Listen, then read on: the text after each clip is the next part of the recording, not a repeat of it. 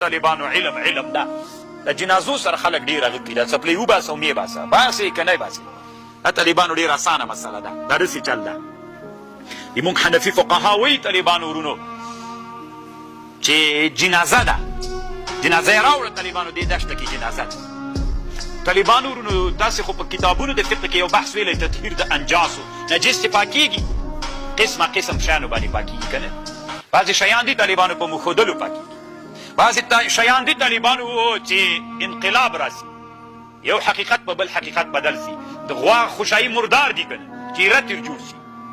پاک سو خر د مالګې په هغه کې وغورځېده مالګه ګرځېده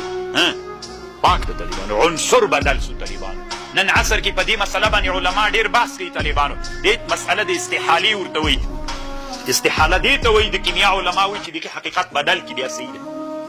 حنبلیان څه دي طالبانو لالاګان الله دې دوی په حال رحم وکړي حنبلیان وایي که ګندنه دې وکرله یا د نور خضروات وکرل هغې ته د کورنۍ پارو ورکوي د دې خوړل ناروا دي ځکه وي دا په ناروا اخیستل او موږ وایي دا استحاله راغلې طالبانو مخکې شی و کورني مواد مخدر اوس څوک سول اوس شنه بوټي سول دلته انقلاب دی چا راغی اوس طالبانو هغه نجاست ته طالبانو که اوس نباتات وګرځېدل اوس طالبانو انقلاب د عنصر دا ډېره لویه علمي مسله ده طالبانو یې ته مسله د استحالې وایي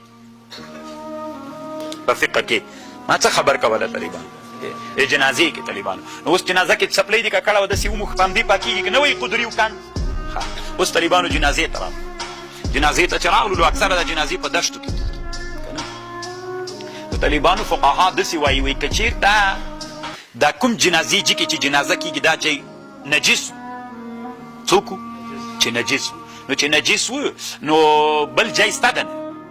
نو ته به داسې چل وکړې څپلۍ به وباسې صاحبه مبارکه چې څپلۍ دې وویستله نو پاس به په څپلۍ ودرېږي خو چې پاس طرف دې څپلۍ پاک وي چې پاس پې ودرېدلې نو جنازې مانځه کې طالبانو د ټول جای طهارت شرط ده که ته نه دې پوهو نو د تو د نجاست په مابین کې څوک حیل راغی که اوس داسې چې د څپلۍ لرې که طالبانو یو پلاستیک راوړه په دې نجس دې باندې اوار که پاس پې ودرېږه مونځ څنګه ده صحیح ده که نه ده صحیح نو چپلاق هم د دغه په خاطر دي چې نجس وي هلته جای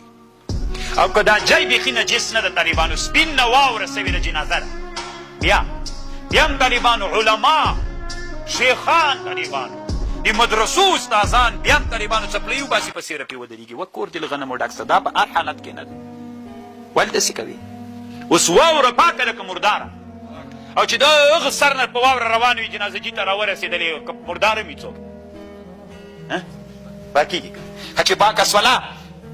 نو ورسره ودرېږه له جنازې سره که یې ولې راوباسه په سیره پې ودرېږه سره ودرېږه اوس طالبانو دا زه چې یم زه ما مخکې درته ویلي طالبانو موږ ابتکار و تحقیق کوو له تقلید الاعما نه کوو زه کله چې جنازې ته لاړ شم طالبانو که نه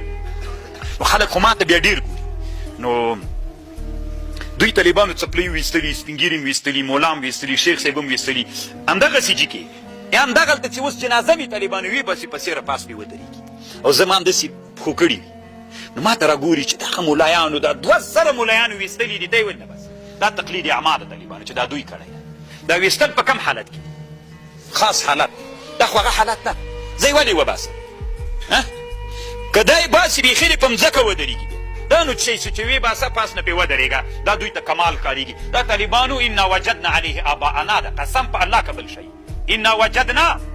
علیه آباءنا ده کنې دا طالبانو په فتاوا علمګیریه کې سته دا په شامي کې سته دا ټول حنفي فقها دا مسله داسې لیکي تاسې ما په خبر پوه شولې ورځ تر بلې نه طالبانو موږ مترقي روان یو ټول افغانستان کې بس څپلۍ راوباسه په سیره پې ودرېږه څپلۍ راوباسه په سیره پې ودرېږه خاص حالت ده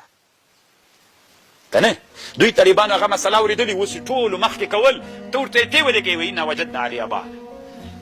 د طالبانو بیا چې ته دی اوس ولې نه کوي ټولو ملایانو نه خو دی تقلید اعما کوي زه تحقیق کوم تحقیق اولاده که تقلید روان دی انشاءالله په یوه خبر دلته روح الماني دا کړې ده خذوا زینتکم عند کل مسجد اینه مراد د څپلیو سره لمونځ کول خبر باندې پوه شو